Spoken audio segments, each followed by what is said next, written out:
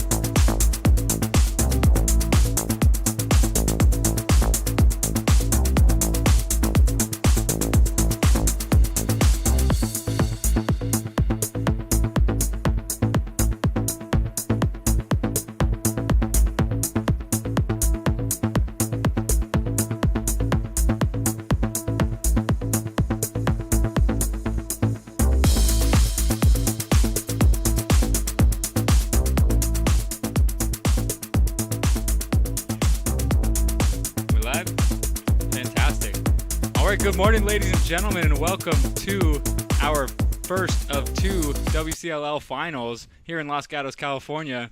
I am Chris Nespor, joined today by John Corbellati. We'll be on the call for both games. Our first tilt of the afternoon is between the Aggies of UC Davis and the Wildcats of Chico State. You can see on the screen here both teams winning yesterday. Chico winning a much closer battle with St. Mary's in a 7-6 game. UC Davis winning comfortably 22-7. We'll give you a little more of a breakdown of today's matchup, but we're going to pause for the national anthem.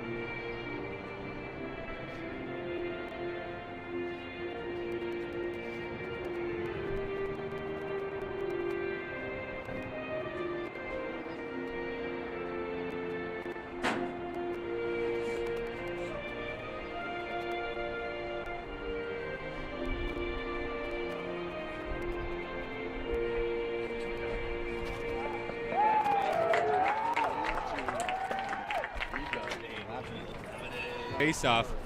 Today's game, Davis wins comfortably. Chico wins in a tight battle. They luckily had the early game yesterday, so maybe they get a little extra time to rest. But Davis, they got a lot of their bodies through. They're going to have some fresh legs today as well. Davis comes in, they're the top seed in WCLL Division II. Chico, they were the 3 seed, upsetting St. Mary's yesterday and earning a spot in today's final. So Chico, no stranger to upsets, and they're gonna need another one here today if they're gonna come out with the win over Davis. We had 7 goals scored for the Wildcats yesterday, coming mostly from the sticks of McGlynn, Levers, and Carroll.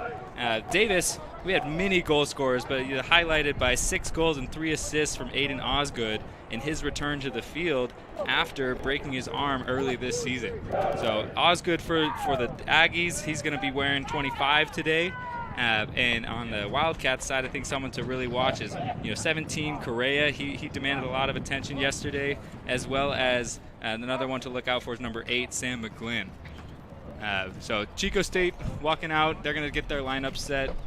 Davis is still in their huddle, but we're awaiting the opening face-off here. So Corba, what are you hoping to see today out of both teams? Well, for Chico, the formula is simple. When you're coming in as an underdog, they played earlier in the season, and UC Davis won by double digits. So if you're Chico, thinner, smaller roster, slow the game down, control the face-off X.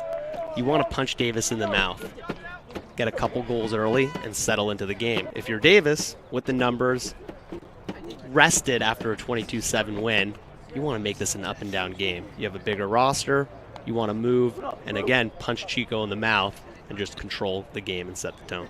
Yep, and that's going to be hard to do against these Aggies, led by sophomore goaltender Mason Johnstone, first-team All-League goalie this year. And then they also have at the faceoff X, they got a freshman, Rahul Sayal. He was second-team WCLL faceoff man. So strong up the middle are the Aggies. However, yesterday in net for the Wildcats is junior Larkin Coker. He really stepped up in a big way yesterday. Really, I think he won the game for Chico. So if he can have another big day, then the Wildcats have a shot. Wildcats wearing gray with red numbers, Davis in blue with gold numbers. For Chico, that's going to be Ben Yang at the faceoff dot. He also stepped up big yesterday. They controlled faceoffs against St. Mary's. So goalies and faceoff guys for both teams. I think that dictates today's game. Sayal wins clean right away. He's going to push transition. Dumps down low to Wood. Wood took a shot or a pass. Either way, didn't get through. And we have an early face-off or early ground ball scrum. Good job of kicking to space was Thomas Neal, the all-league LSM for the Aggies. He's a do-it-all guy. He's gonna scrap on the defensive end. He's gonna stay on the offensive end. That's 0 in blue, and you can see right now he's staying in on offense. He may step into the shot. Back down to Wood. Wood's gonna take a lefty ripper right off the helmet of Coker. So Coker with an early save. Great save there. Way to use your body, fill up that cage. Coming up with the ball was the Aggies. But Coker again with another quick save. That was Zane Patel with the shot. So 2 quick saves for Coker, and he's able to clear it over the midline. And Chico's settling into their first offensive set, harassed by Neal. Positive sign for Chico State. They're going to need Coker to stand on his head today. Great couple saves there to get him going early. Here's the Wildcat offense. We've got Levers with it right now. Finds Correa. Correa, great dodger. I'm looking for 17 to do some big things for the Aggies today. Operating mostly from behind. Betancourt with the righty alley shot. Pretty much seen the whole way by the keeper there. Typically you want to move the ball a little bit more, but I think they're going for that early punch like you were talking about, John.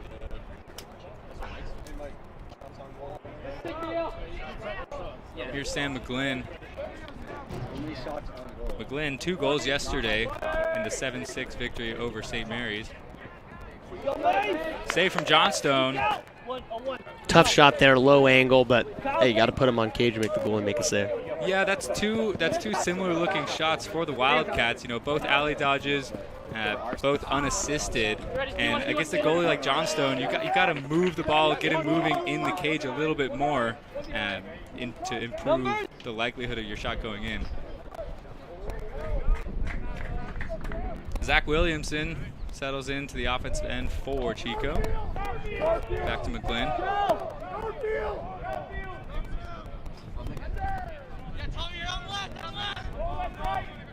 Jordan Harris with it on the far side. McGlynn to Betancourt. Betancourt with it.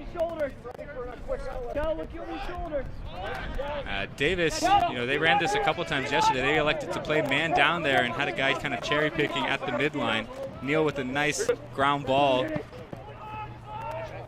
Curious if they will continue to do that. Comfortable in their man down set with a stout goalie and some good long pulls. If you get a stop, you have an easy outlet to the midfield and quick transition. Sophomore Carter Chan going for a run down the right side. Little twister shot seen the whole way from Coker. Coker feeling himself early, but a turnover gives the ball right back to the Aggies. Wood's going to settle in here. Here goes Marcello Batista, co-offensive player of the year for Division II of the WCLL, 15 in blue. Carter Chan off the feed from number 9, Lissac. So first goal of the day goes to Davis, scored by Carter Chan, assisted by Lissac. Yeah, Chris, sloppy start early for both teams, struggling to clear the ball. Chico State got the stop initially, played good defense, but it's tough, kind of like an offensive rebound in basketball, to reset, find your man. And here in this situation, UC Davis found the open guy in the crease. And we saw the replay there. Right, they made the stop. They started the clear. They turned it over on the clear, and then they were slow marking up on the defensive end, and Chan was just able to find the opening. UC Davis wins the ensuing faceoff, looking to make it 2 in a row. Wood dodging hard against the captain for the Wildcats, Riley Ketchum.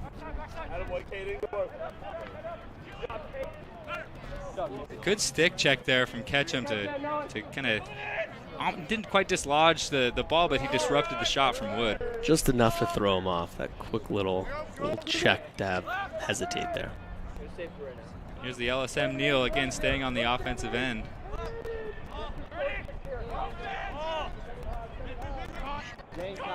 Here's Osgood, player of the game for the Aggies yesterday. Stopped by Coker again, but we still see some clearing struggles.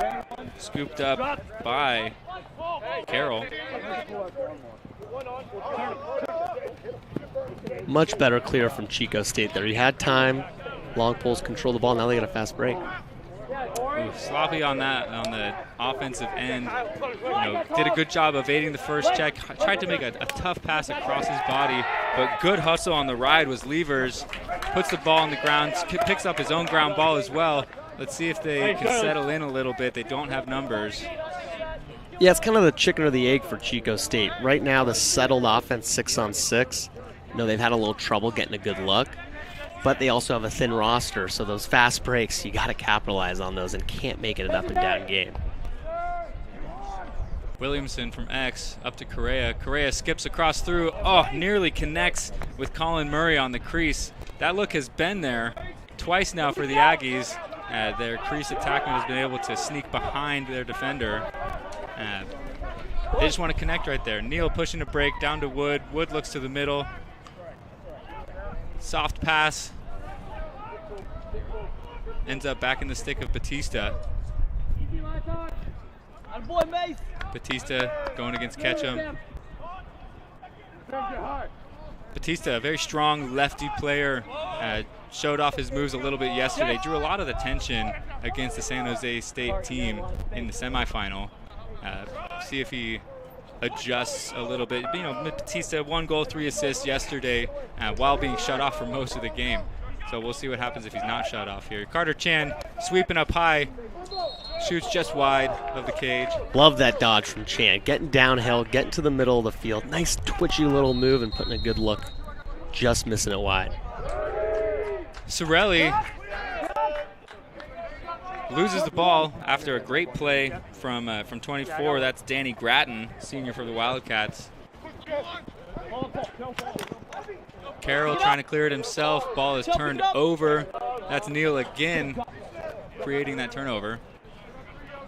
Yeah, those after a long defensive set, when you can't clear the ball, that's a backbreaker for your defense. NCAA D1 lacrosse, you want to be above 90%. Say at the club level, you want to be at least above 75. And right now, they're well below 50. Wood and Sorelli, kind of the staples of this UC Davis attack. Sorelli fed it over to, that's number 8, Kyle Sutherland. Sorry, that was number 9. That was number 9. That's going to be Sam Lissac. So Lissac getting his second point of the day, unassisted, as that ball swung through X, and Lissac recognizing, hey, there's space over here. I'm going to go ahead and take it. This defense isn't set. So attacking in a non-settled situation, catching the Chico defense in recovery mode. Chris, yeah, both goals on an unsettled situation after a turnover. Number 9, Lissac was just able to get downhill with a strong right-to-right dodge. Sayal pushes forward, met by the Wildcat defense, scooped up by Ketchum. By Gratton, apologies. We're waking up here in the booth. 3-on-1 ground ball is going to come up. Still to be determined. But Chico kind of soft on that ground ball. I think both players expected the other one to come out with it. However, that's 12 for the Aggies. Caden Velasquez with an effort ground ball, but then tried to do a little too much, dodging through a cluster of Wildcats. And we have a loose ball push, so it's going to go back to Chico here. Chico, take this opportunity. Settle into an offensive set. You really haven't yet. Yeah, I'd like to see a possession where they get it down below after kind of a dummy dodge, just to settle into this game a little bit. They have not had a possession where they've spun it around the field here. So look for them to get a clear and a nice settled possession. And that clear, they elected to go back with it off of the restart and needing a clear still to get the ball in their offensive zone. Bailed out by another push call. The ball is going to restart in their offensive end. So now we can get an offense possession. They're struggling to clear it. So if on those restarts, they need to push it away into their offensive end, not back into the attack. Their pole's having a little bit of difficulty handling right now.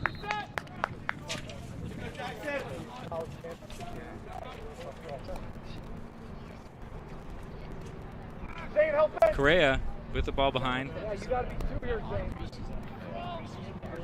Correa gets top side with a strong right hand there, finds Betancourt. Betancourt steps into some pressure, inviting it back to his left, puts it home. Great job rolling back to the middle, increasing his angle, bouncing it past Johnstone. Yeah, and it starts with Correa right there, kind of getting the party started from behind. And if you see there, he took off, cut the angle off with that dodge there, and made a nice pass up top to kind of get their offense going. Yeah, Betancourt kind of gets his defender, off his feet there. He lowers his shoulder, creates a little space, rolls back to the middle, and smartly bounces his shot, finds the back of the net. And it's just much easier to dodge after you get the offense moving, and they finally did that and got a good look there. Big face-off win for Yang. Had the ball checked away for a minute, but the Wildcats keep it. Ketchum clears upfield. Ketchum looking for an outlet, finds it in Sorelli. Hold side. Yep, there you go. Good, yep. Some good defensive pressure. That's 22, Miles Boutwell, showing why he was a second-team All-League defender there, just all over the hands of Correa. Even in a situation where Correa may not be dodging, but you want to keep him uncomfortable. Betancourt wants a second. Good footwork from the short stick of the Aggies, but Betancourt gets back to the middle, finishes again. Betancourt willing his team back into it. Ties it up 2-2 with 5.5 to go in this first period. Great dodge and re-dodge by Betancourt there. Just not going to be denied. I love his look with the short stick. And if you're Davis, after that first dodge, Betancourt's flirting with a little space and a little room. You're on red alert. You got to go early there. They don't go early. Betancourt gets to goal line extended, gets that tight angle, is able to put one on cage and get a nice little score there. Yeah, I thought the initial defense from Lissac was pretty great. Keeping him low, forcing him, not letting him get middle. But as Betancourt kind of rolled back and then went again, Lissac lost his positioning. Betancourt able to get back inside to his strong hand in the middle and finishes. Chico, this is what you want off faceoffs, right? Patel or Sayal seems to be winning cleanly, but Chico making it a scrum, and coming up with it is Danny Gratton. They're going to push transition here. You got a 3-on-3, but that favors the offense. Davis recovers well. Correa will wait for his teammates to sub on. Yeah, if you're losing those faceoffs clean, you want to muck it up and make it a 50-50 game after the draw. Taking a shot was McGlynn. He was getting crashed down by a couple Aggies there, so good job to slide by UC Davis on the threat of McGlynn. That's just an extremely tough angle. Unless you want to throw out a little extra dangle with the behind the back and extend your angle, that's just a tough look. And Thomas Neal nets his first of the day, first of the weekend for a long pole who's very familiar in the offensive end. 16 goals on the year, and puts one off stick hip right there. Great location from Neal. You saw a flag down. Chico had gone offside. That flag is going to be wiped. And so Neal getting on the board. Chris, as a former LSM, do you just love that? I wouldn't even call it a rational confidence playing offense because he's got 16 goals this year. I love an LSM just willing to get involved and play a little offense. And hey, it's not like he's got 1 or 2 goals on the season. 16, that is quite impressive. 16 goals and 7 assists. I never even sniffed those numbers. And Neal displaying offensive prowess, not only this year, last year as well. And he's a guy, we've seen it. He stays on offense. I love when Poles push that transition. Pole goals are juice goals. They get the team fired up. And this team has been fired up plenty on goals scored by number 0. Juice goals, found money, whatever you want to call it. When LSM comes downhill and has a nice little snipe, the guys on the sideline, guys on the field are fired up. Yep. We saw on that faceoff, that was Liam Carroll taking the faceoff with the pole, coming up with the ground ball, securing possession for the Wildcats. And they're going to take a timeout here, recognizing as an opportunity, hey, Davis just got one of those juice goals. But let's see if we can match that, counter it, and keep even with the Aggies.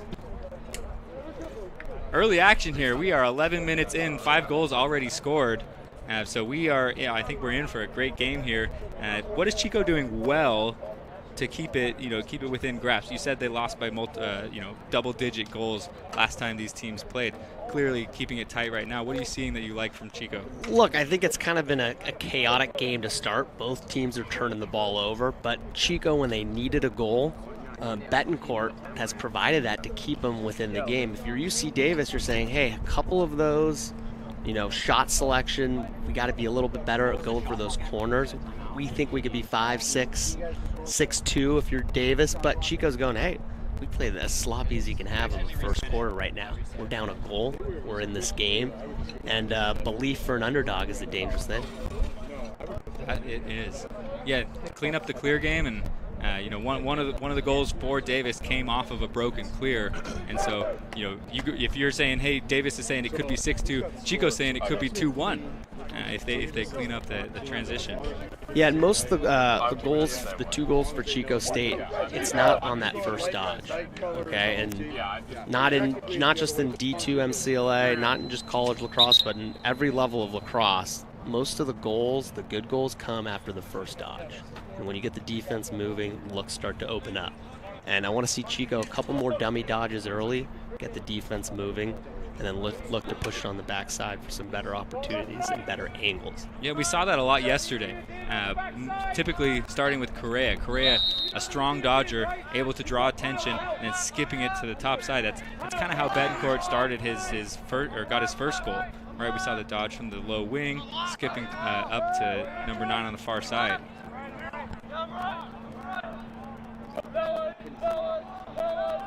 Here goes Correa. Opts to dish it to Levers. Levers to Betancourt. Williamson with it to McGlynn. Murray through X to Correa. Davis playing a little bit of a zone here, and it gets a zone. You need to send cutters through, and just like that. However, the ball finds the ground. So great cut, I think, there from McGlynn. And Chico played against the zone all yesterday against the Gales of St. Mary's. So if Davis is going to stay in that, I thought that was a well-timed cut from McGlynn, just unable to handle it. Yeah, Davis will take Chico being in an open set all day long in his zone. So zone offense, got to have someone occupying the crease, and you got to push kind of those little 2-on-1s there.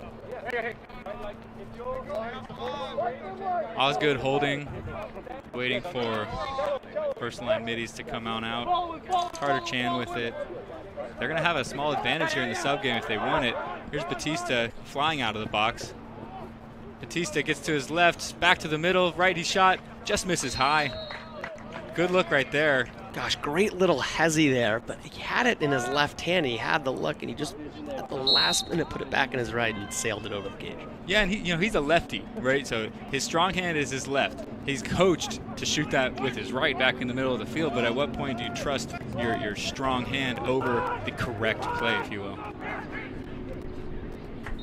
Yeah, get more angle with your right, but the correct play is scoring the goal, and he had it right in his left, 6 yards out. Still a decent angle. Lissac operating from X. Takes a check, works top side, almost handled from Wood. That would have been a sweet handle if he's able to corral it. Nice clearing pass from Coker. Chico's got transition. McGlynn pushing. He's going to dump to Correa. Correa gets to the middle, shot off. Oh, just hit the helmet of his teammate Colin Murray. Ball goes out of bounds. It's going to be backed up by the Aggies there. So great look from Correa. Unfortunate to tag his teammate right in the head. Here comes Neal. He's a threat. High to high, seen the whole way from Coker for his 5th save on the day. 5 saves in a quarter. You're doing something right. Oh, and Neal creating a turnover again in transition. Sorelli taking a shot, not backed up though. So Sorelli, you caught that pass. It was a great look from Neal, and he didn't really do anything from there. He recognized, he saw his teammate Wood was coming in. Maybe he felt the defensive pressure and wanted to get that shot off quickly, but you'd like to see a little bit more movement. That's just such an awkward ball to get in that spot. I don't hate the look there. He could have waited for the 3-on-2. But that's not a bad look, but that's not a make it, take it. You miss it, it's Chico's ball. That was Neal again tipping a pass as Wildcats were trying to clear the ball. Running into his own man was Correa. Yeah, Neal's just has hand in just about everything, and if he's going to cause those turnovers throughout the game, I think he can shoot it from the 40 if he's going to cause those types of turnovers. I'm sure his coach won't agree with that, but give him the green light. Trying to clear to, they had an open man there, but pass just kind of, it was in between two Davis players. Chico looking to push here with 20 seconds left. That's Liam Carroll. 15 seconds trying to get it over to the other side of the field. Oh, lucky sub right there. As Chico's got 10 seconds to try and put one here. Good defense. Ball's still rolling around. And Carroll there just not understanding how much time was remaining in the quarter. Almost had to look on the far side. The ball hit the ground and they were a little out of sorts. Low time, you can't get into a settled play. You're trying to just make something happen and you lose track of how much time is left. How often do you see that? Yeah, just it happens all the time. Just a little antsy, but really just got to get someone's stick who's a party starter, dodge downhill. 10 seconds is a lot of time to get a look, but they were rushing with, treating like there was 5 seconds left when there was plenty of time to get a decent look. But that was kind of a microcosm of this first quarter. It's just not clicking for both teams. Both teams are in their huddle going, hey, this is, some of our worst lacrosse of the first quarter. And, Davis is saying we're up a goal. And Chico's saying, hey, we're only down a goal. So both teams have a lot of room to grow, a lot of improvement in these next couple quarters, and I think they can both clean it up. Yep, and championship games come with those nerves, right? You see it in the Super Bowl. You see it in Game 7 NBA Finals. You see it here. You see it probably in a youth championship game as well. Teams are settling in. Teams are recognizing the stage, maybe feeling a little bit of butterflies. Hopefully we clean it up after that first 15 minutes and we see some tighter lacrosse. Yeah, I mean, when it comes to UC Davis, if you look at kind of their shot chart on the heat map, they're getting, these looks are right around the goal. Most of them, a good majority of them. But it's been passes that they can't connect on, missing the cage, a couple great saves from Coker. So if they can score on 50 of those opportunities, they'd be at 5 or 6 goals. For Chico State, a couple fast breaks they didn't capitalize on. And they also haven't been able to get some of those longer extended possessions and make it a little harder on Davis. So Davis got to capitalize on the opportunities, and for Chico, I just say a few longer, more settled possessions, and looks will start to go their way. Yeah, I don't know that Davis is a team you want to run with. They have shown they could put up goals, right? 22 goals yesterday. They beat this team. They scored 23 last time these teams met. So if you get into a track meet, I don't think you like your chances. So to your point, slowing it down, getting those possessions, essential for the Wildcats. Hard to get possessions when Sayala's winning faceoffs like this, and Wood's going to step down. Goes high to high. Coker sees the whole way, kind of took a shot off of his shoulder there. Yeah, Coker staying strong in the cage. High to high shot, matches it all the way, gets a piece of it. That's all you need. That counts as a save, even if it's not a clean one.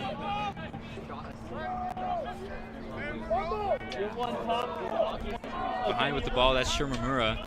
Shimamura quick, shows off a dodge right there. Save again from Coker. Good ground ball, ill-advised pass back to the middle. Sorelli reels it in. Going for a home run across the top. However, Batista with a great effort on the ride secures possession for Davis. Batista still with it in his strong hand, gets to the middle, scores one, and that's another failed clear from the Wildcats that turns into a goal for Davis. Am I becoming a broken record already? Unsettled situation. Great save initially on the first possession. Coker matching high to high on that. But then, who's that on the goal, Chris? That was Marcello Batista. Oh, I love that name. But Batista, just a nice little sidewinder. Off stick there, and Coker just got no match for that one. Well, the other thing that you saw, that he's sweeping through the middle of the defense untouched. Yep. It's the best spot to shoot from. If you're a defender, you got to make him pay. He's he's at will. The looks that Davis are getting, especially unsettled, is because Chico is not recovering back into their defensive set. And right off the face-off, scoring a goal is Caden Velasquez. Again, unsettled. Chico's not set up. They didn't have a point man on that break, and Velasquez makes them pay. Yep, some of those shots Davis was not capitalizing on in the first quarter. Now they're starting to fall.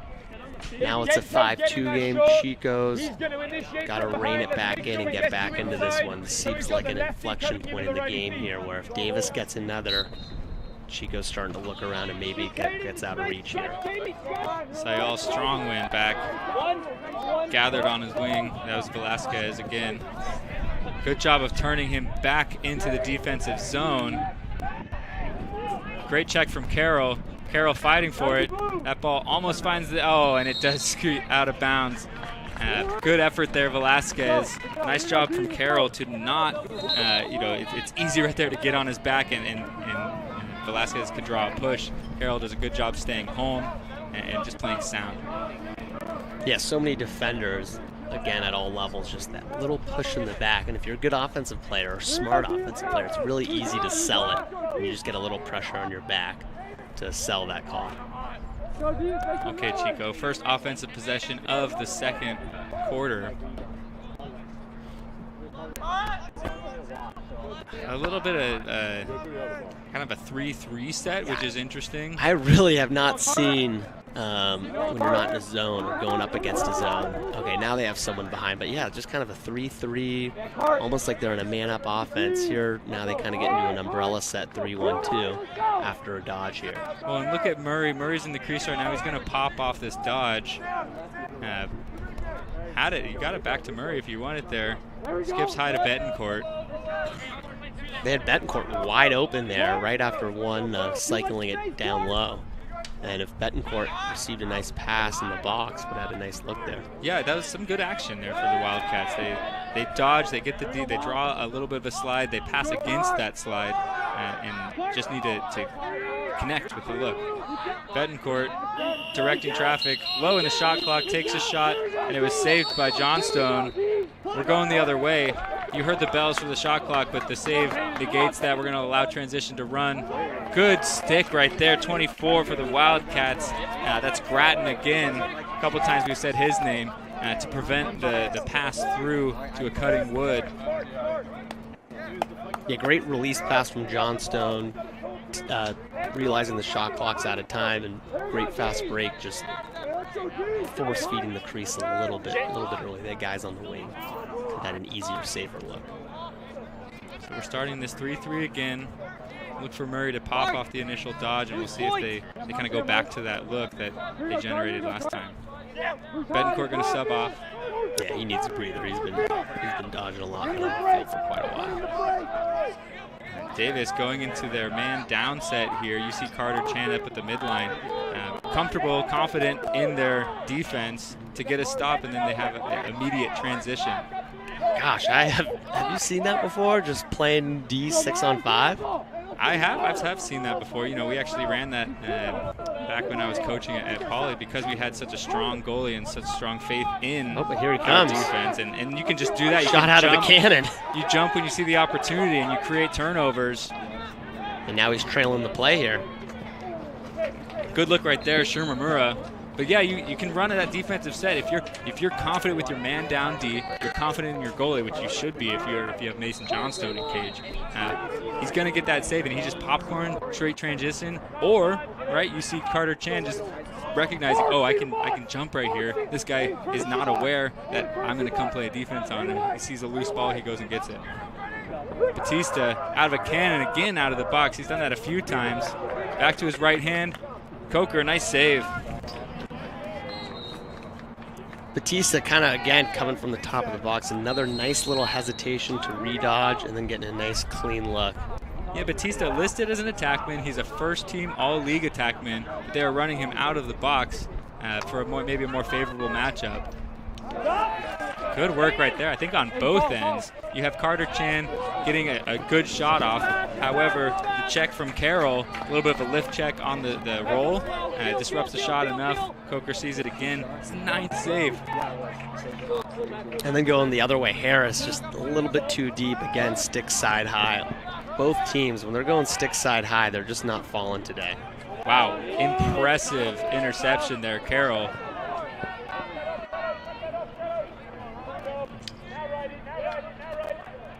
Struggling with the ball was Ketchum. Take advantage of that nice pick from Carroll. Taking a check right there. Nice job, Betancourt. Betancourt harassed. You gotta get wider. Right? Like it's going, that's a slow break. You're hiding. Get wide, finish your left.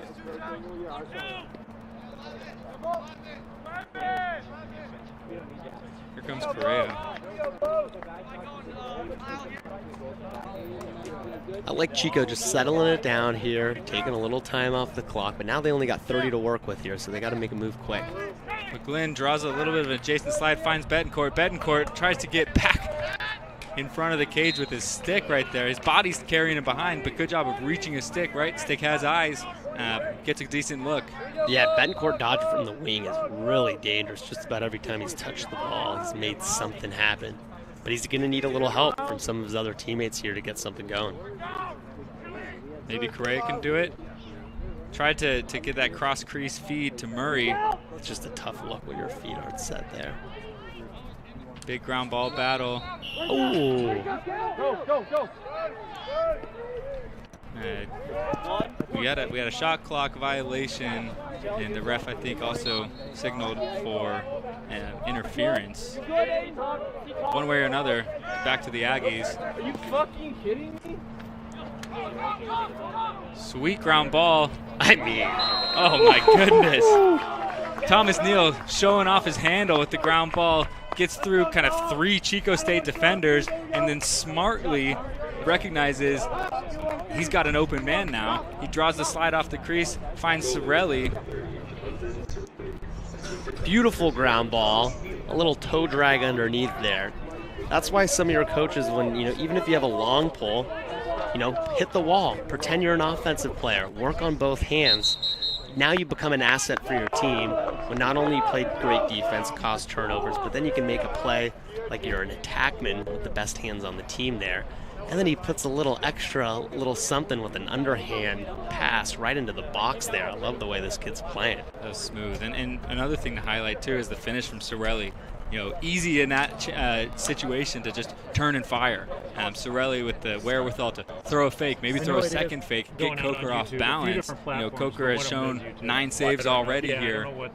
He has seen the ball well, so you've got to get him off balance. Throwing a couple fakes there, able to finish. Yep, and a few, 2 chaos goals for Davis. Actually, 3 chaos. 1 was from an unsettled, and then 2 were fast break goals. So Chico, if they can just not turn the ball over, limit the fast breaks, they're 6-on-6 defense. I think they've given up 1 goal here. But, hey, UC Davis has 6. It doesn't matter how you get them. They're getting the fast breaks. They're getting the unsettled situations. And a few of them are starting to fall. But luckily, Coker has, in some ways, been standing on his head here. It could be maybe not a lot worse, but 9 or 10 would have been a possibility for Davis if Coker has not made some clutch saves here. Yeah, I think you make a great point. The unsettled play from Davis. And Davis is a team, they love to play fast. That's something that Coach Frank Resiteris highlights. You got to play with pace. Make these guys catch up to you. We've seen that their stick skills are up to the task. Their spacing is fantastic right now. And if they can keep pushing that pace, we're going to see this lead continue to grow. Yeah, just go, go, go. Davis can live with some of the turnovers because they're going to get the ball back. But keep attacking, keep going early in the shot clock. Trust that your team's got a little more legs. They didn't play a close game over the weekend. Chico did. Slightly smaller roster. Just keep running. Simple formula. Yeah, almost that NASCAR offense we see from a lot of the NCAA teams these days. Willing to take the turnovers, in exchange for some of these fast break opportunities. And over a course of the lacrosse game, there's going to be some percentage of goals that are going to come from a fast break, come from an unsettled situation. But if you're Chico and you're the coaching staff for Chico, you're kind of shaking your head. You don't want 80 or 90% of those goals to come from a fast break situation and an unsettled situation. So they got to get that under control to get back in this game. Sayal and Carroll back at the faceoff X. Sayal wins to himself for a moment. Chico double pulling, as they should. Create a little chaos at the faceoff. Securing possession. I'd love to see Sam McGlynn get a little bit more involved in the offense here. McGlynn, 2 goals yesterday, held off the score sheet thus far today. But McGlynn, he can make things happen. He's a strong player, lefty. He likes his sweeps from this near side. Chico just making a tough mental error there, going off sides. Sometimes that happens when you double pull a faceoff. You got a guy, when you double pull a faceoff, that typically means you're going to have a shorty playing close D for the moment. And that shorty usually... And that shorty usually is eager to go play offense. It doesn't wait for a time when he can do it and stay on sides. That ball nearly trickled through. Yeah, meanwhile, a little garbage almost trickled in there. Reminded me of the Toronto Maple Leafs goal last night from John Tavares. Hit a skate, hit a shoe. All counts the same.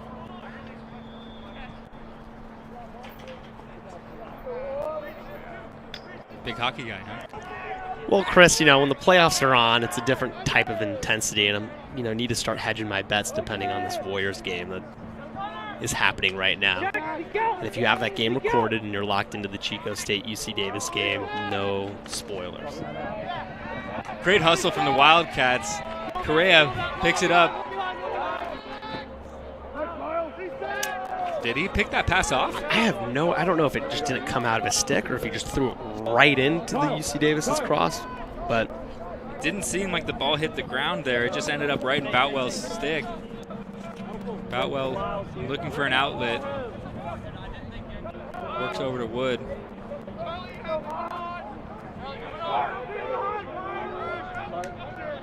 Wood with a strong dodge. Low angle though. I'd love to see him step a little more upfield before getting that shot off. Agreed. I mean, he's getting some separation. He just hasn't gotten the right angle to capitalize on some of his offensive moves. Shimamura looking for a cutter. Ball gets tipped on the way through, so it will stay Aggie ball. Batista.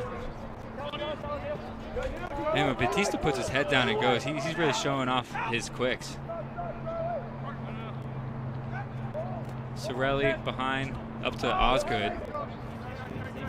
Osgood, again, we mentioned it in the pregame there. He broke his ankle in maybe the first or second game of the year. So if you look at his season stats, he has 1 goal and 2 assists.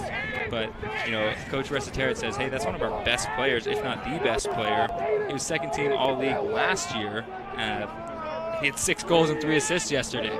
So Osgood for the Aggies.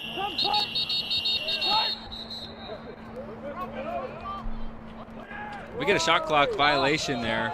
We'll do a little bit better job to keep you aware of the shot clock. We can see it here on our monitor, but we're still getting used to it. We're waking up. Right? Yeah, the players on the field are just as susceptible as us not realizing the shot clock. So I don't think, Chris, we can get on them because we're 0 for 2 on some of these shot clock calls. But we'll dial it in. We'll be building. We'll be ready to go in the second half for the next game. Yeah, we're looking around. What's that sound?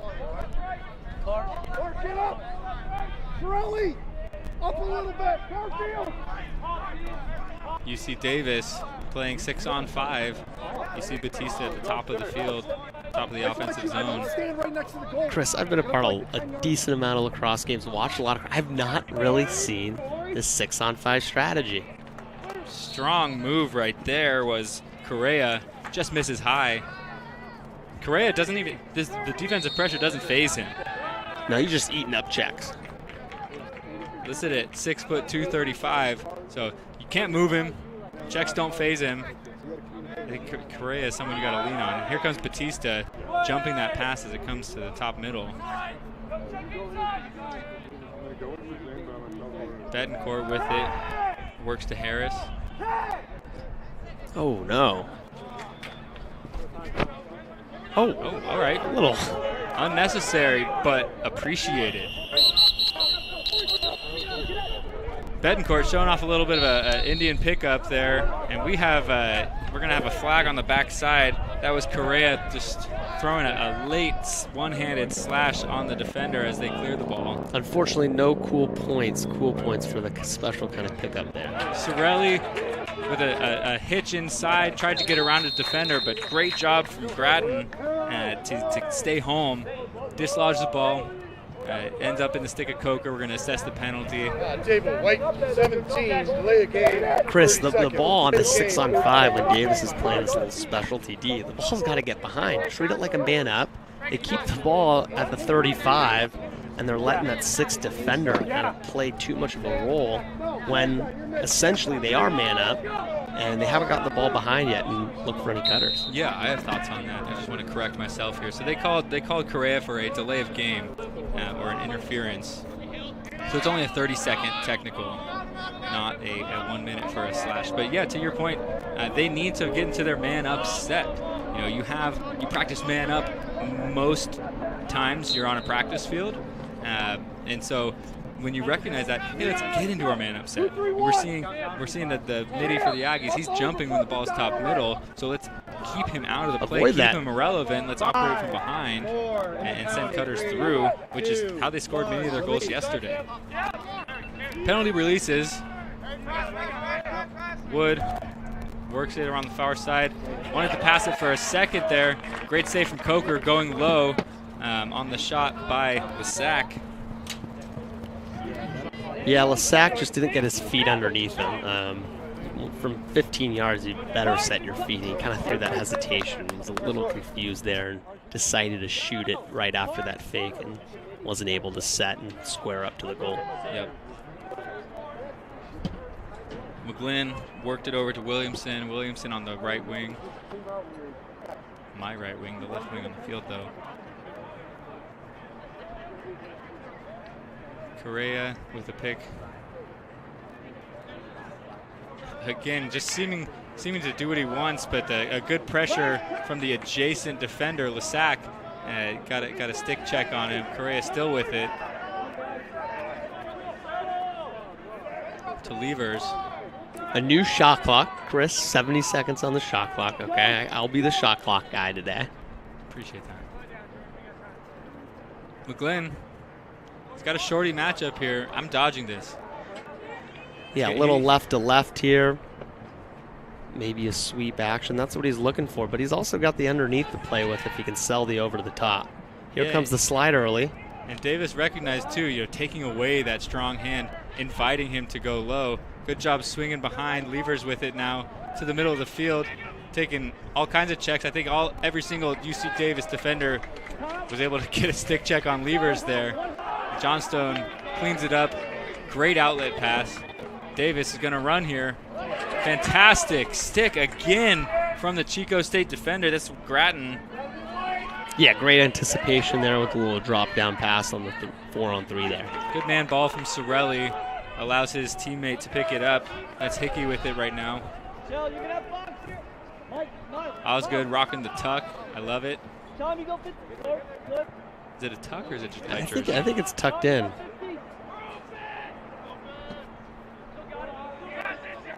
Neal has it still. Neal left to left split, trying to get another one. Shoots high, just misses. Wow. 36 on the shot clock. It's a good dodge there. It's a great dodge.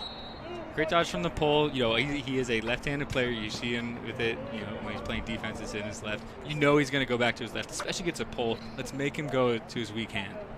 Recognizing that Neal is an offensive threat, you need to take away his strong hand, just like we saw Davis do on this end. When McGlynn was dodging, they forced him to his right. When Neal has it over there, you've got to force him low to his right. Don't let him get that top side. Don't let him get that angle. Whenever you're forcing a player down the alley, you're able to stay in your slide package. It helps the defense out. You're getting a win in general when you're not letting a guy get topside, get to the middle. That is rule number 1 on defenses. Don't get beat to the middle.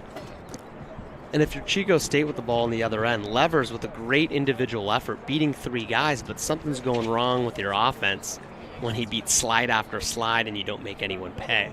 I'm looking at Chico State's offense, and they're in this umbrella set for the most part of 3-1-2, but they're getting so bunched up. So many players are occupying that same spot on the field. When you're occupying the same spot on the field, your slides are easier. The slides are, when players are close together, you're not stretching out the defense. One guy can guard 2, right? Mm-hmm. Yeah, I think Chico's best looks have come when they've probed, not necessarily a dummy dodge, but a dodge, draw slide, work it through X, and then letting Correa facilitate that where the ball is going to go back, whether you're going to continue the ball rotation and work the backside, or whether you're going to pass against the slide, maybe catch a guy recovering for a step down.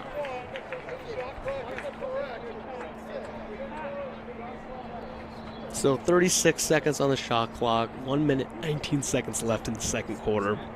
You can't hold for 1, but you want to make sure whatever shot you get doesn't lead to a Chico State fast break. So really, if you don't get a look with 10 seconds left, just toss it in the corner, play your defense, get in your ride package. It's been working. And hopefully you come out of the second quarter up 6-2 if you're UC Davis. Yeah, Davis came out in a little bit of a 1-4 there, looking for some mumbo action, trying to get Osgood free. Osgood closely guarded, but when you guard someone that closely, they're almost face guarding on the crease. They didn't have a slide there, able to get a good shot attempt, and that does reset the shot clock. We're playing without a stick here, so that's just going to go back to give the ball to the Aggies. Sorry, to the Wildcats, excuse me. Yep, cannot box someone out without a stick there. That's an easy call, easy violation. Osgood, good stick right there on the clearing attempt from Chico. Just giving the ball right back to Davis, and now they can settle in with 35 seconds remaining in the period. Coach Resetaritz is going to call a timeout, try and set something up again here. Shot clock irrelevant. You can play for 1, 34 seconds remaining in the first half. 34 seconds left. You probably want to make your dodge at around 15. It depends, what your strong suit is. Like usually I like having a shorty from behind on another shorty, but you got to be careful with that pass going up top because you don't want a fast break for Chico State in case you turn it over. But normally, take your short stick matchup, the best one you like, maybe set a pick from behind, send a few cutters, and see if you can get some nice action in there. Yeah, I'm looking maybe Batista to be my ball carrier to begin with. He's been able to draw a slide at will, if the slide is there, but he's getting his hands free nonetheless. Also curious to see if they try a similar set there. They were working really hard to get Osgood the ball. Held off the score sheet thus far today. Of course, we mentioned 9 points yesterday, 6 goals, 3 assists. So Osgood, he's hungry for one here in the D2 final. Yeah, Batista's look great, getting a lot of separation. Chan, number 5, Carter Chan, he's had some nice, quick little dodges, getting separation on a shorty. They can also give it to one of their attackmen, even Wood, who's created a lot on offense, just running through stick checks at Chico State. But offensive coaches usually prefer getting a midi on a short stick and going from there. Yep. Unless you just really have a party starter attackman that you like them to have the ball against any defender. Looks like Shimamura is going to bring it in on the far side. No, I thought that was 10. That's 15. That is Batista with it. He's going to go from behind. It's in his right hand. He's a lefty player. So we got getting to the island over here. Finds a skip across. BTB attempt there. Good look for the Aggies. That was Hickey off a nice feed from Batista. So 20 seconds left. They opted to go quick here, and they have another opportunity at a shot. Good stick checks, ties it up. Ball's on the ground. Need to clean this up if you're Chico, and Coker secures. Ball gets tipped on his clearing attempt. We have 5 seconds left here. So if you're turn around and shoot here, Chan. Oh, shot didn't get off in time, but an opportunity for the Aggies again from a broken clear. Yeah, a lot of action up top. Batista dodged down the left side. And they got a great look behind the back, didn't fall. But they're going into the half of 6-2 in control of this game. So end of the first quarter, 3-2. Davis goes on a quick 3-goal run. Chico able to take that punch. They didn't return it, but they did kind of settle in a little bit more and stopped the bleeding, right? They kept it from getting worse.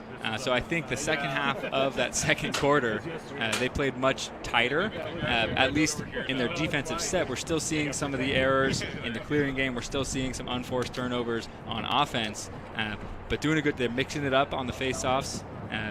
They're fighting, and that's what Chico does. They're going to scrap this game out. They are not deterred by being down 4 goals at halftime. They actually pride themselves in their ability to continue to scrap. Yeah, and you're UC Davis, and you're the coach of that. You're just saying, hey, let's score on our possessions and our shots. We are getting a ton of looks. Let's stop going high to high, stick side high, because Coker's eating them up, and let's just put it to corners and bury our opportunities. It's kind of like in basketball where a team, gets a lot of good looks from 3 and they're just 8 for 35. They just need to hit some of those, and they should be able to go around and make a run. Chico, on the other hand, they do need the fast breaks. They do need to capitalize on some of those. The settled 6-on-6 offense, they just have not had many opportunities.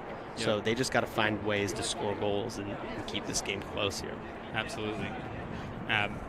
We are here at halftime in Los Gatos with UC Davis up 6-2 over the Chico State Wildcats in our first action of the day, the WCLL Division II final.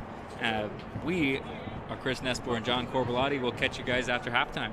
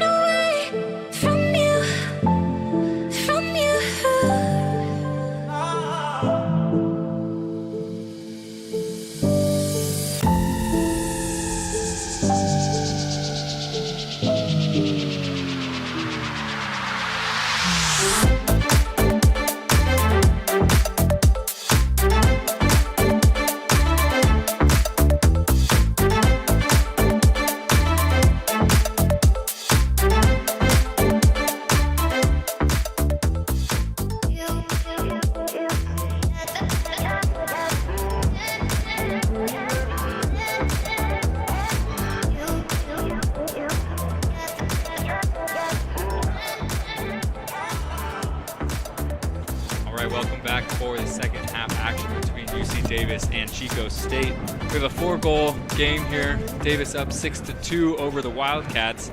Now let's highlight a couple players here. So Davis, 6 goals, 6 different goal scorers. For Chico, you have Betancourt with both goals. Davis, Chan, Lissac, Neal, Batista, Velasquez, and Sorelli all notching 1 goal apiece. Lissac and Neal also each have an assist. Big standout for the Wildcats is their goalie Coker, 10 saves in the first half. So if they're going to make something happen, it's going to be on the back of junior goaltender Larkin Coker. Local product out of Archbishop Mitty.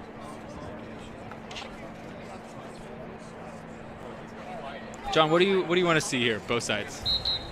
Gosh, I mean, not to sound, again, a broken record, but turnovers, number 1. Clears. Both teams are below 50% on clears. Possessions matter. If you have more possessions, you have more chances to score. So start there. And if you're Chico State, gosh, it's hard. 6-on-6 offense has been difficult. But let's get the ball in Betancourt's hand, McGlynn's hand, and let's get those guys dodging, try to get them some space. Liam Carroll for the Wildcats, I think he's got to continue to take faceoffs as he comes out with the ground ball here. You know, for the Aggies, Rahul Sayal, second-team All-League faceoff guy, he's great at what he does. And so Carroll is being tasked with mucking it up, putting the ball on the ground, and trying to make it a scrum rather than letting Patel, Sayal, win clean every time. Good ride from the Aggies, get a turnover. We have our first offensive possession of the third quarter.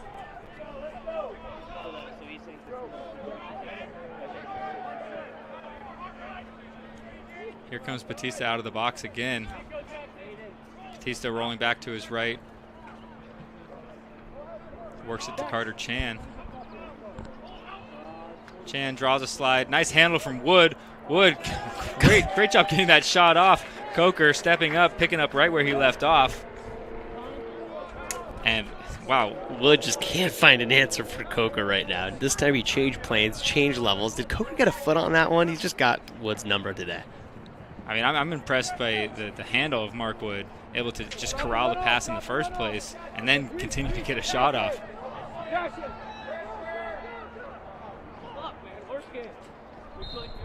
Opportunity there for the Wildcats, a broken stick from the Aggies, but they just turn it over again here. Yeah, again, back-breaking turnovers there. You get the 6-on-5 with the broken stick and you throw it straight into the ground. Those are mistakes that just sting a little extra. Hickey, long pass to Neal. Neal shoots one low, misses wide.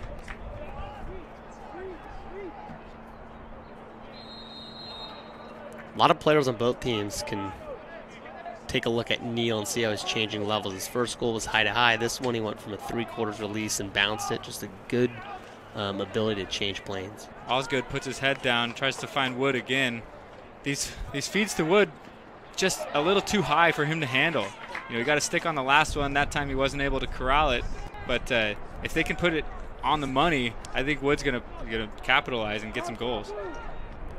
Yeah, these looks in the third quarter very similar to the looks Davis had in the first quarter. High pass not in the box, not a great shot or a great save by Coker, and they haven't been able to finish him. Ball awarded back to Davis. Batista swings it up to Chan.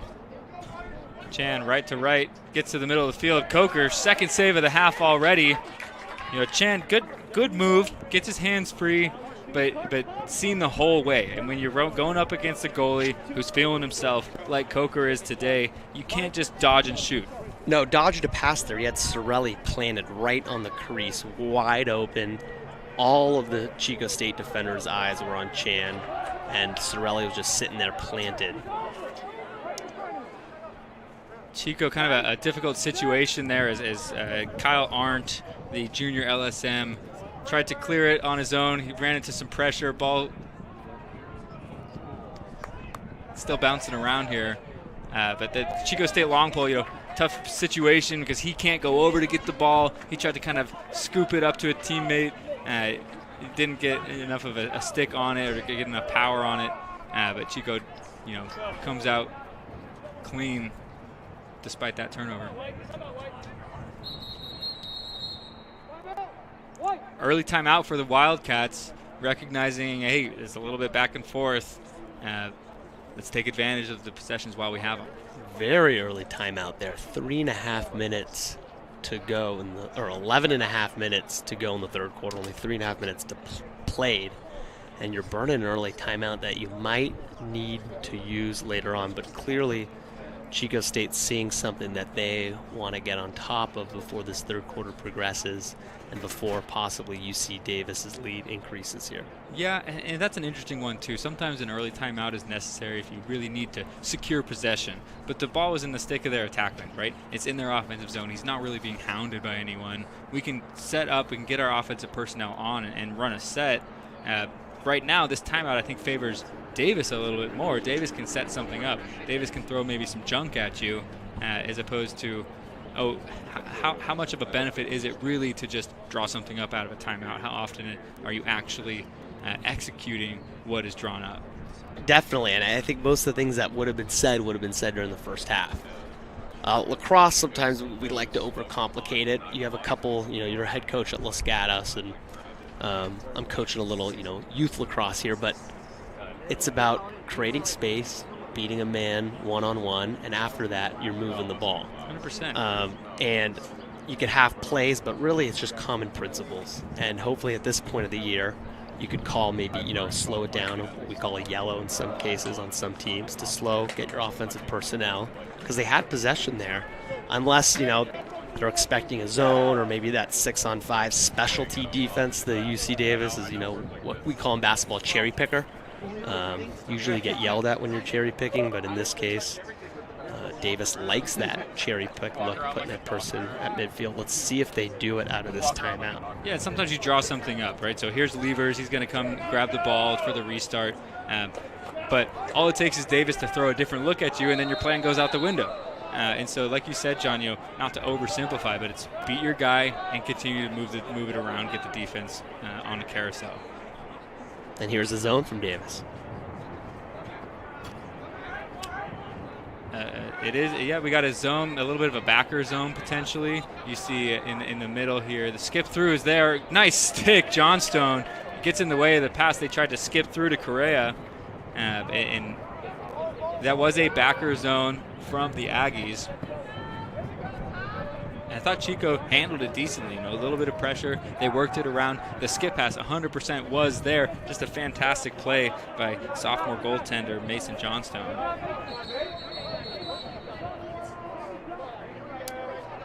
Davis goes off sides, giving it right back to the Wildcats. Yeah, we saw that one coming from a while away, right? Levers was open up here, but just an inaccurate pass. That those cross-field passes, tough to make sometimes, and the effort from Batista made it even that much harder.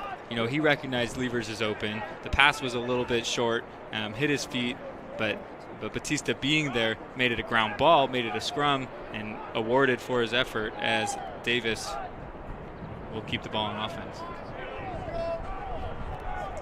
We've got an invert behind. That's Carter Chan operating against Betancourt.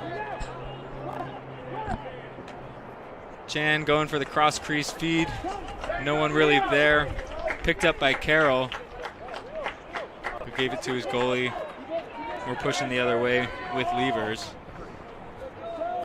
A lot of home run passes today. A lot of force feeding the crease. That look just, quite frankly, is not there. I don't know who you're throwing it to. Sometimes they're space there, yeah, right? Hoping someone is making that mirror cut. Fine, 10 seconds in the shot clock or 10 seconds in the quarter, but there, you got possession. You have a midi up top. Swing the ball. I'd like to see a little more rotation from both these teams. Here goes McGlynn. Drew a slide. Rolls back away from pressure. Good job to reset by the Aggies. McGlynn gets the shorty matchup again. Neal almost got that adjacent slide and just crashed by the Aggie defense as McGlynn tried to get into the middle. Got an interference call away from the ball. Often that's a moving screen. I actually didn't see it. Maybe it was on ball. Yeah, I think it was possibly moving pick there.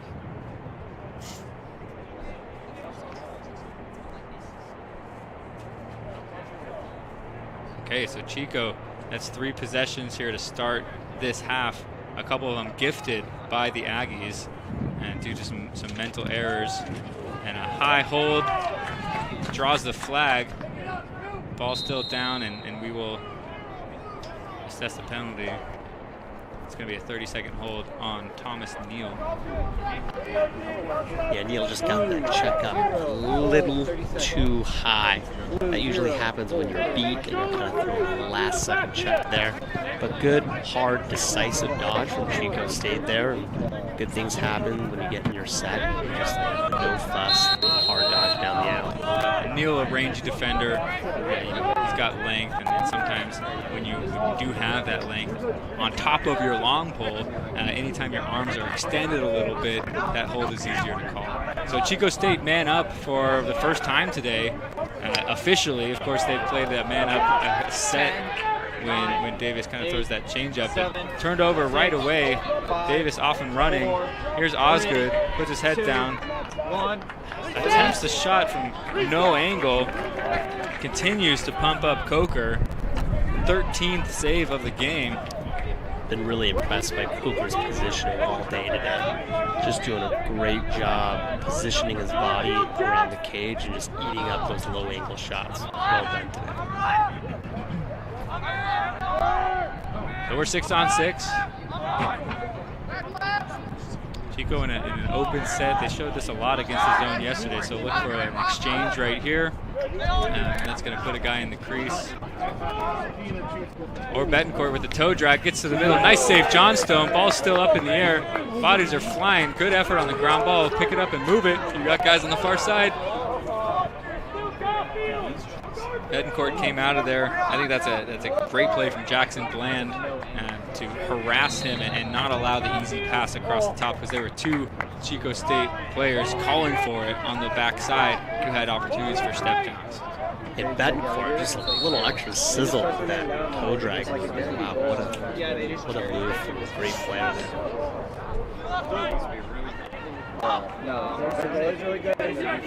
Skip through again, and Johnstone's all over that. So if you're going for that skip, you can't. I think they're telegraphing, right? Clearly, Johnstone is seeing it. Correa's timing his cut, but he's got to get higher so that Johnstone can't get his big stick on it. Plus, you got to move your feet as well. It's just a flat-footed, tough throw. Osgood to Chan, up to the challenge is Coker. That's a great look from the Aggies, right? They work it across the field. They move the ball. Chan changes planes. Coker just matches. Yeah, at some point, you just got to tip of the hat to Coker. When you're on it, you're feeling it, you're reacting, and you're kind of in that flow state. He's in it right now, keeping Chico State in the game. Williamson finds Betancourt. And some of these risky passes from Chico State, you got to earn those. You got to earn them with moving the ball. They haven't gotten the ball behind, and getting the ball from behind, you don't do it just for the sake of doing it. You do it to change eye levels of the defender. But clearly the ball's up top, and UC Davis can just have their eyes forward. Now they finally get behind. Correa inside roll, stuffed by Johnstone. And a nice ground ball there from Bland. But like you're saying, John, you get it behind, you get a look. That's a doorstep look, doorstep shot. And here's another doorstep shot, just missed wide. Oh my goodness, that's an opportunity that they're going to want back. Lissac just missed cage. We'll just give more credit to Coker there. Now he's just in their head a little bit. When a goalie's that hot, now you think you got to be perfect on Davis's end and just hit a corner. And that happens from great goalkeeping. Talk about great goalkeeping. Johnstone makes the save on the shot from Levers.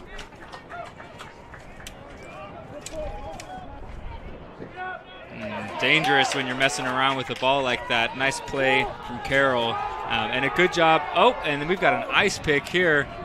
So just tough. A lot of junk going around right now. Yeah, we got guys in the middle of the field unable to handle, unable to recognize the situation. I didn't see who threw the ice pick, but he was winding up the whole way, and that's a risky check because if you miss, that's a flag. More times than not, but he lands it, and then Chico is going to get flagged here. Well, it could be the last game for a lot of these players. Sometimes you just got to unload the kitchen sink, flail, flaw, throw out all the junk, yard sale, whatever adjective you can describe it. That was a lot of action going on. But in a check like that, anytime it's one of those flashy checks, okay, if we're talking an ice pick or a rusty gate or even a one-handed wrap, right? If you land it, coach is fine. If you miss it, though, you're going to have an earful. Yeah, and the refs, their eyes get wide open, and they get really excited to call a penalty on that when you have one hand on the stick and throw that junk out there. Well, the officials, they have a hard job, right? Let's be honest. And so when you make it easy on them, they're going to make that call every time.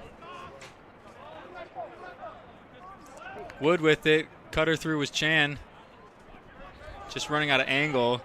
And a nice stick again from Grattan. Grattan trying to clear down a man. Scoops it through his offensive end. almost like an icing right there if we're talking hockey reference. Yeah, Gratton's hands, his stick has literally just been everywhere today. Looking closely, I don't think he's playing with a goalie stick out there right now, but it seems like it the way he's gotten so many deflections today. As another cross-field pass, just unable to handle it was Butler. Usually Ori Butler, he's got a reliable stick, a captain of this team, a first-team All-League defender. So he wants that one back. Chico doesn't mind the turnover.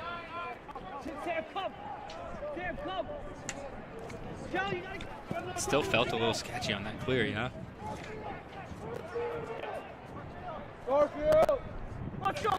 Early in the shot clock, low angle, don't have your offensive possession on. Williamson rushes that shot a little bit. And we're just back and forth today. My neck's going to get tired. These goalies are not afraid of the deep clear pass, but they've put most of them on the money. Yeah, on the money. If only some of the other players can take after that today. Osgood rolls back to the middle to Chan. Surprised Chan didn't step into that one, but maybe it's because he saw his cutter. Wood again just stuffed by Coker. Wood can't buy a goal. That's 5 goals in this quarter alone. 15 on the game. Fine with that shot from McGlynn. He had his hands free. He went low. He changed planes. He went for the far pipe. He maintained possession. Just don't want to rush this one. There has not been a goal scored in this quarter yet. The first one is going to be an important one. Yeah, Chico's got to keep pushing. They got to keep pushing. That's a fine look. 3 minutes left to go in the third quarter. I'll let you get to that penalty, but only 2 goals. They got to make something happen. They need a catalyst to get this team going. So if you have a look, try to make the play at this point. Yeah, and right there you have Murray, who's dodging. He's a fine dodger. He's probably got the green light, but no one else is moving. You got one guy dodging against 6 essentially with no backside movement. Lucky to draw a flag. It's a slash. They're going to be up for a minute here. Let's see if they can make something happen. Last time they just had a kind of a bonehead turnover with a missed pass.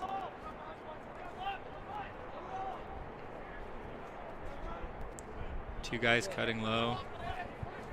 You got the throwback here. Williamson with it. Williamson skip over, big time shot, and there he is. Sam McGlynn finally tallies a goal for the Chico State Wildcats. And that is our first goal of this third period, first goal of the second half, and it couldn't come at a better time for Chico. When we take a look at this highlight video here on this goal, this is what it means to earn a skip pass. A little ball movement, moving the defensive around, and then you get the skip pass. Not flat-footed, not after stagnant movement. Yep. That's this formula, moving the ball around a little bit. What I like from McGlynn there too is he floats into a favorable shooting spot. Some players content to stay outside and look for that skip and have more of a step down. McGlynn floats in. If you're closer to the goal, it's easier to score. And so a good job of moving off ball by McGlynn. Batista from up top, righty. Coker on it again with another piece. Did he get a piece? We don't have a shot clock reset, so. Oh, maybe I was wrong. I thought it went off his plastic. Oh, there's the shot clock reset. Yeah. There we go. All right, save 16.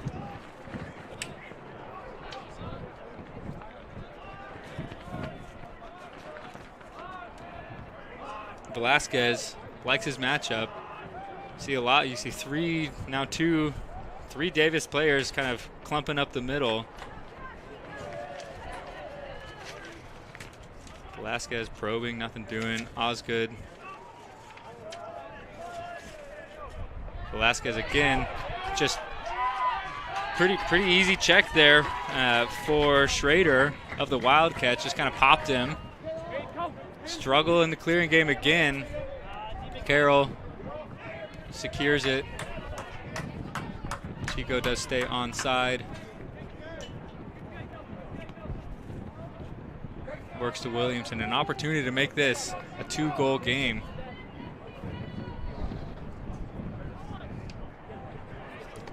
Betancourt subs on.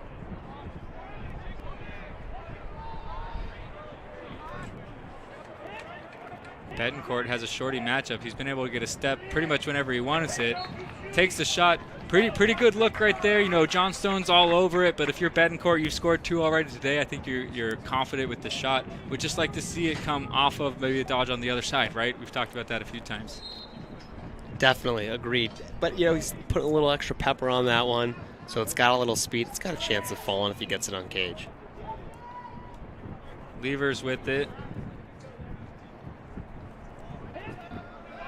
Betancourt directing traffic a little bit. Still likes his matchup. He's going to roll. Nice check right there. Good job hounding the bottom hand was Velasquez. Velasquez keeps the ground ball. You got a pull in the middle. Oh, my goodness. Well executed 4-on-3 there, especially hitting the long pole trailer. But Coker pass right into his stick. Keeps the positioning. Easy money and all day. Yeah, it's a great fast break, and good job for the trailer. That was Ori Butler trailing the fast break, recognizing, hey, we got a little bit of action here. Once we pass it down to the attack, there's space in the middle. He fills that space. You know, let's see. Butler has 1 assist on the year, no goals, so he was really hoping for 1 right there. And the quarter expires. We got a shot attempt by Chico, but not going to get past Johnstone with that. So Chico State wins that quarter 1-0, making it a 3-goal game with 15 minutes to go.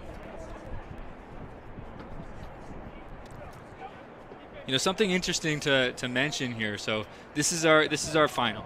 This is for a trophy. You can see it over there on the sideline.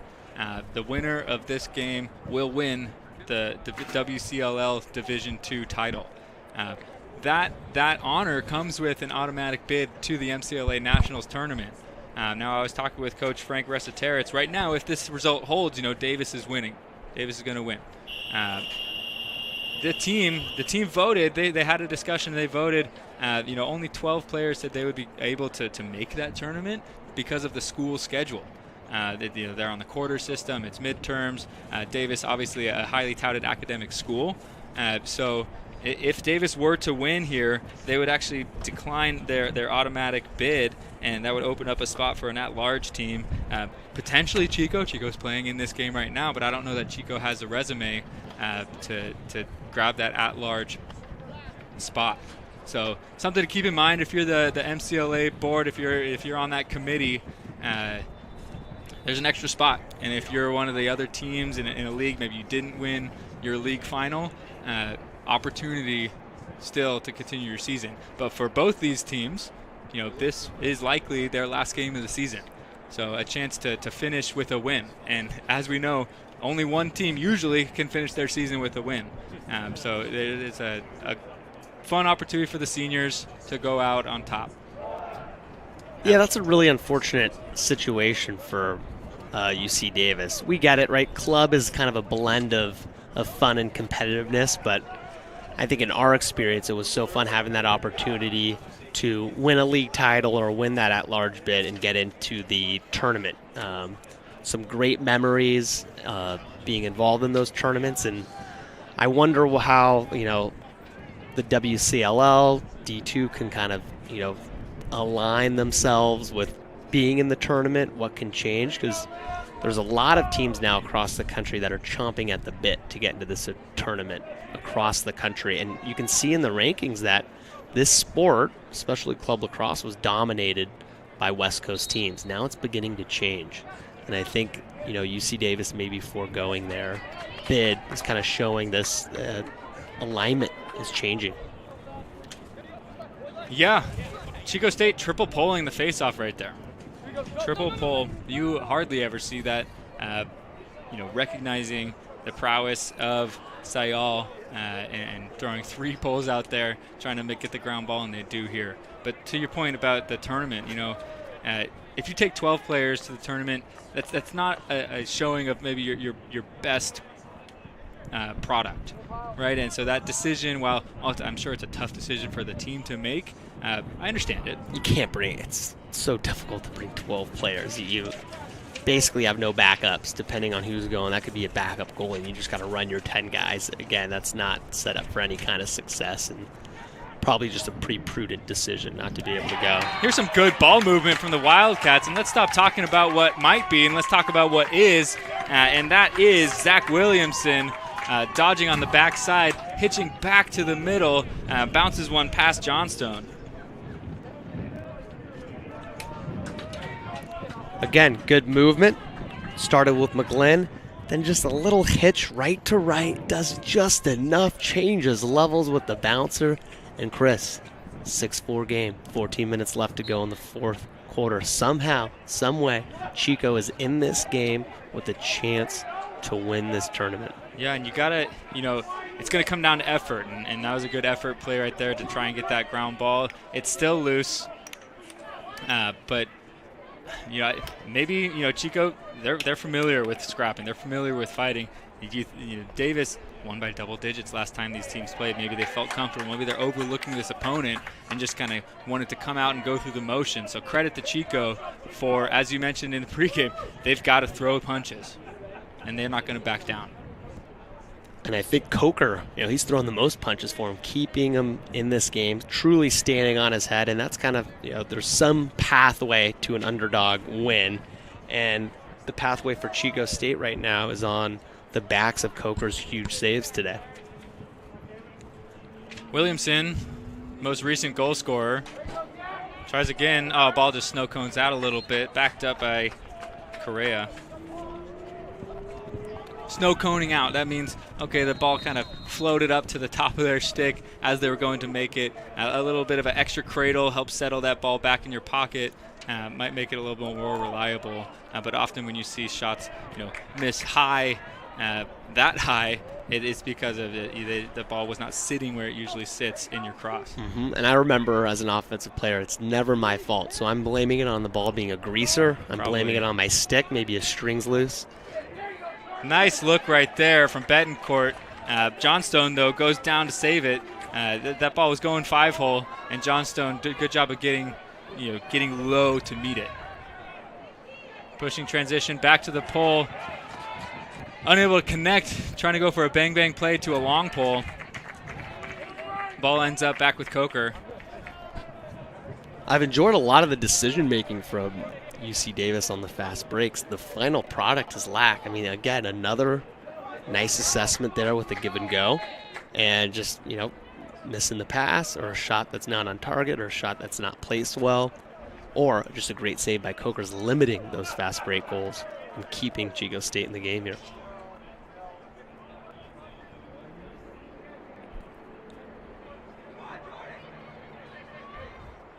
Jordan Harris taking a shorty matchup behind. Finds Correa. Correa up to Levers. Levers has been quiet today after scoring 2 yesterday.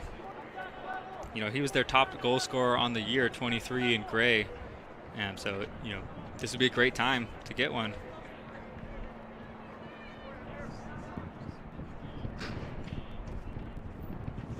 Williamson tries to skip it through. Correa finds a cutting Williamson. Williamson in the middle. Good lift check there to make the shot, weaken the shot attempt, and it's backed up by Johnstone, recognizing that, hey, this shot's off target. Wins the sprint to the end line, gets the ball back to the Davis Aggies. Oh, here's an opportunity for Wood. Wood over to Chan, and again, my God, Coker, have a day. Just ate that one up there, low to low from Davis and Coker. Again, just taking up the goal, being smart, being patient in the crease, and making huge saves. McGlynn pushing the other way. Wood had an opportunity there to push himself there, opting to pass over to Chan. That's the right look, right? Draw and dump. How much do you think was going in through Wood's head, the fact that he has been unable to put one past Coker today? I won't play the, armchair psychologist here, but if Wood had a couple early ones or has had Coker's number, I bet he shoots that. But that was the right decision, making the extra pass for a little bit better of an angle there. But again, Coker has been up to the task all day long. Betancourt toying with the shorty matchup a little bit, continuing to roll top side. Going goalie's watching that the whole way. He watched your first dodge, he watched the second dodge, he watched the third one, and he watched the shot hit his stick, making the easy save. Yeah, I hate to be critical of a player like Betancourt making things happen on offense, but maybe that's not the shot. Again, ideally there's someone else from Chico helping out and making things happen, but again, off no movement, off the same redodge. It's a tough look there. Hickey inverting, likes his matchup against Harris. Doesn't like it that much, opts to give it back to Batista. Batista, nice moves at X. Tries to use the pick. Good recovery from Gratton. And Coker sees Johnstone intercepting some passes and says, I want to get in on that action. Good job of knocking it down. Finds Arndt. Arndt's going to push the other way. Watch out, Thomas Neal's all over him. Neal dislodges it. Sweeps forward to himself. Neal bounce pass to Chan. Oh, Chan puts it home. I think a little bit of help there from the pull of Gratton. Yeah, Chan brought the stick back to his right hand. Gratton got the check, and then I think that the ball kind of just bounced in off of the check rather than the shot. Let's take a look at the replay here. Yeah, watch this bounce pass right here. Boom. So nifty. And just like that in the fourth quarter, I've won the race to nifty. But Chan, that actually looked a little bit more like the shot came from his stick, and it wasn't the check. I think maybe it came out awkward because of the check, but that was a legitimate shot attempt. And that's lacrosse at its best there, when you add that little creativity and call it a flash play bouncing off the ground. Could have went with the lob, but the bounce pass lets you go around a defender and keep the ball moving hot. And it lets your teammate kind of time up the ability to catch it, right? If you're lobbing it, there's kind of one opportune spot where you can get it. If it's a bounce pass, that ball, if it was the pass was led in front of his teammate well right there, giving Chan an opportunity to pick it up. We've got a Chico State player down, Marcello Batista, with a great effort play on the ride to get the turnover right here at the midline. We'll check in on the injured Wildcat. Doesn't seem to be too banged up. Maybe a cramp. Second game of the weekend. Probably some tired legs. I think that's Gratton. He's been all over the place. So no coincidence that maybe he's feeling it in his legs a little bit. Yeah, 2 games over the weekend, back-to-back games. Cross is an up and down sport. Back-to-back games, back-to-back tough games too, right? It was a 1-goal game yesterday against the Gales. We're in a tight match here today. And you can do all that training and workouts over the course of the season, but it's just tough to be ready for the kind of intensity of a back-to-back. And again, 2 close game that is. Hopefully he's gets a quick little rollout, maybe a banana, some electrolytes, get this kid back out here for the final 8 minutes of this fourth quarter. Get this man some Gatorade. They got some powder in those coolers back there, right? Yeah, maybe the soccer magic spray that they use.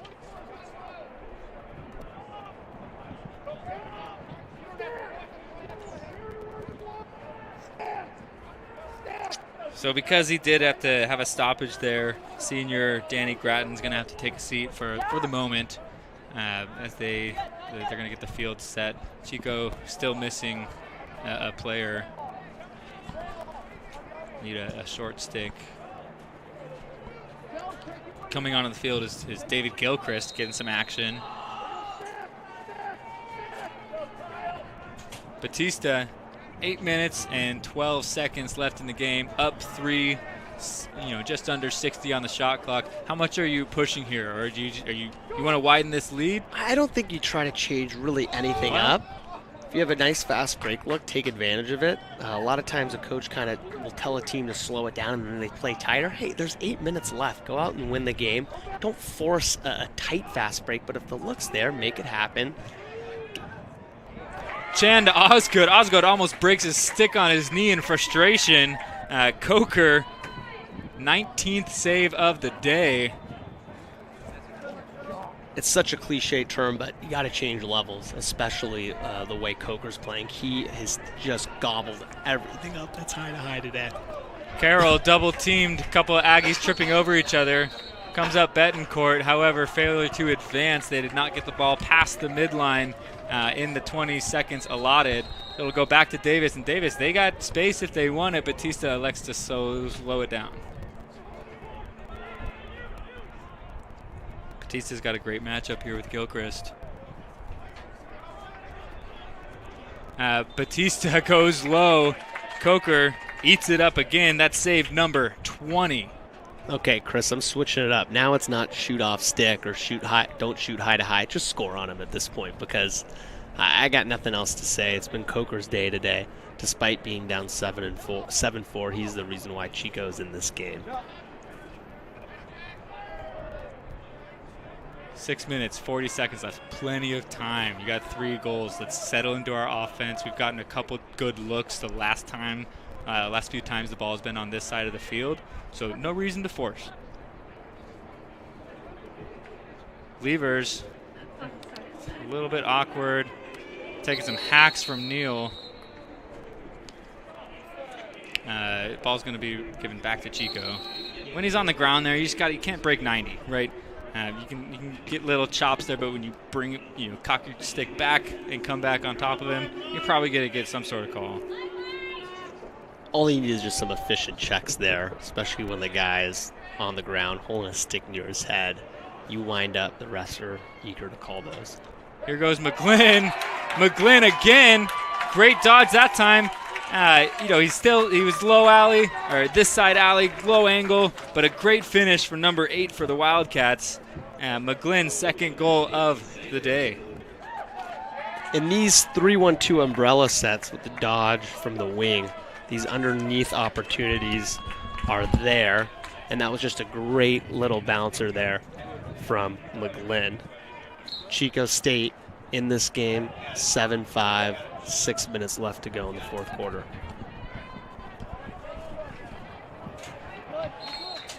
Ball turned over by the Wildcats. That was a great opportunity to get it back into their offensive end, and same thing that's been biting them all day is turnover. So big stop right here. Chan, big run into the middle. That time he puts it home. No slide from the Wildcats. Chan, brought his stick low, then finished back high. Chan, third goal of the day. He's the only Davis player with multiple goals. And he's showing why. The speed on that dodge was impressive. I'm sitting up here really jealous of the speed right here. Starts from the 35 and just says, hey, right to left. I'm not going to change, not going to do anything special, just a nice north-south downhill dodge. Ideally, if you're Chico State, you're sloughed in a little more. You're anticipating that when he gets the ball. Now, never anticipate a guy getting burned that clean, but you wish there was a slide there just to make it a little more difficult. And that was Grattan as well. Grattan is the one who picked up this ground ball. Grattan's no slouch, so great move from Chan. A good finish. I think the defense was pressed out a little bit, preventing easy outlets, maybe trying to cause a turnover. They got bit. Levers to Correa.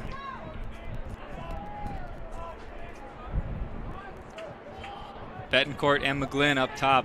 I think if we're going to score, it's going to come from one of those two. They've been the guys to really make things happen for the Wildcats. Unfortunately, the only thing that happens there is a tough pass. Bounces out of bounds, past Correa. We're under 5 minutes in the fourth quarter. Davis holding on to a 3-goal lead. Those 3 goals, that's the 3 they scored at the beginning of the second quarter. Other than that, it's been a very even game. Batista letting some clock wind here. You see the respect that Arndt is giving him. 15 yards of space. Batista, a fast guy, he can get ahead of steam if he starts his dodge. Pick coming from Neal.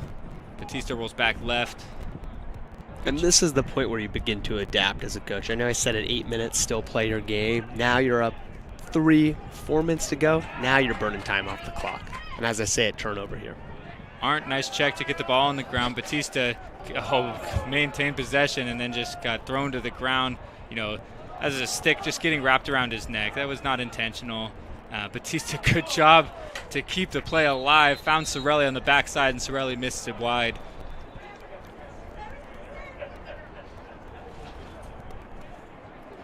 So Kyle Arndt's going to take a seat for 30 seconds for a hold.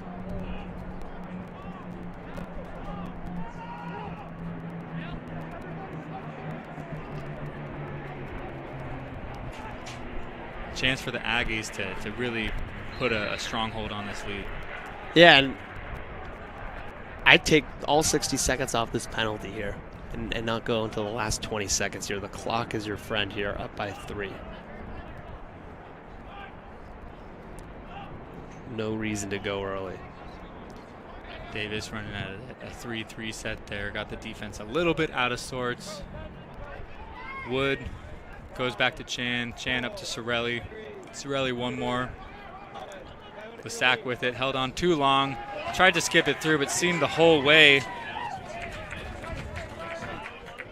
That was Ketchum knocking the pass down, getting it back to his offense. 3 goals to go, 3 minutes to go. And the timeout is called just in time as Thomas Neal was sniffing an easy turnover. So Chico going to reset here. Down 3 minutes and 12 seconds. As opposed to their first timeout they called at the start of the third. This is a timeout I think you are drawing something up. You're going to a play, whatever your bread and butter play is, whatever you have practiced the most, whatever you have generated the best looks off of, you need a goal right now. Yeah, based on the flow of this game, it's likely that either McGlynn or Betancourt's going to have the ball.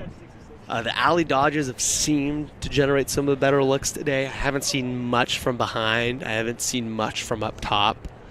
I'm sure there'll be some action in the crease. And at this point, 3 minutes left, you do have to force something, even if the look is not necessarily perfect. You got to make something happen. You got to give it to one of your guys that can go out and get one, go out and draw a slide, and hope for a little luck too. You definitely need a little luck when you're down 3 with 3 minutes to go. Yeah, from observing this game, from watching yesterday's game as well, Chico seems most comfortable kind of popping a guy from the crease, right? We dodge, the crease pops high. Okay, that little exchange, hopefully your dodge can draw that slide and you pop off of that and then you bang it 1, maybe 2 more times. I think that's where they yesterday generated the best looks. Today they haven't really hit on that. They've been getting more of their low alley kind of individual effort goals, shown by the fact they only have 1 goal that's assisted. But I would look for that action. I think that is what they are most comfortable with. I think that is their identity. They come out in a seemingly open set here, so potential. I like the far side. We're resetting something. I like the far side here. You've got McGlynn, you've got Levers. So look for maybe McGlynn to go for an alley dodge, Levers to exchange with him once it gets around. They're going to get everyone a touch here. Davis looks to be in his zone.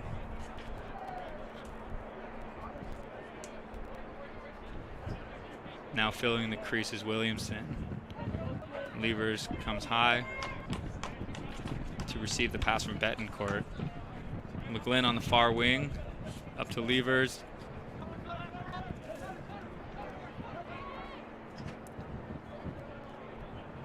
Betancourt down to Murray. Murray back up. Got to skip across Williamson. This zone has really thrown Chico State off. A lot of time has gone off the clock before they even initiated something. Levers takes a run at Neal. Ball poked free. Johnstone almost able to get it. Correa does. Finds McGlynn. McGlynn finds the back of the net. And that's the goal they needed. Chico State within 2 with 2 minutes and 16 to go. So they stopped the initial look. Johnstone almost able to get the ground ball. Correa, heady play to pick it up, have eyes to the middle, able to find McGlynn. McGlynn handles the pass and finishes. Wow, how'd that pass get through? Yeah, great cut by McGlynn there. Check for the little luck there.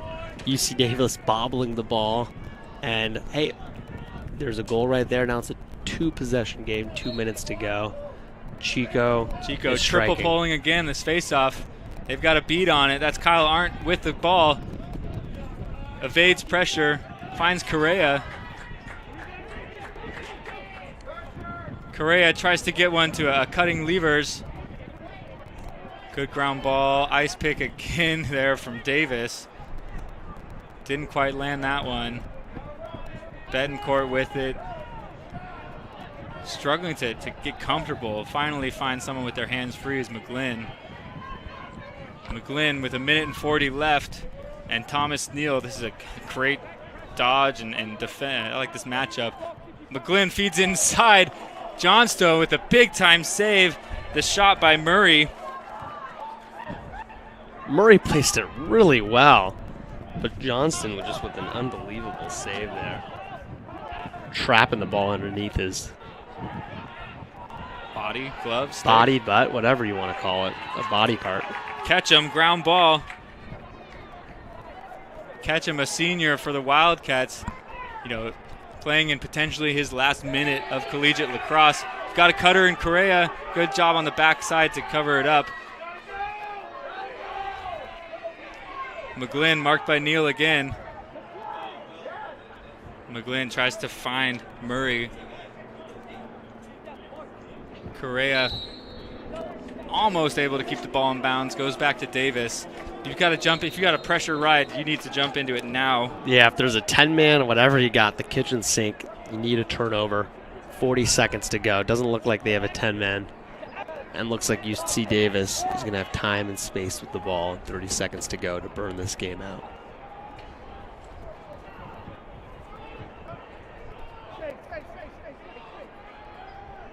And Chan is the exact guy you want to have it. I just have him.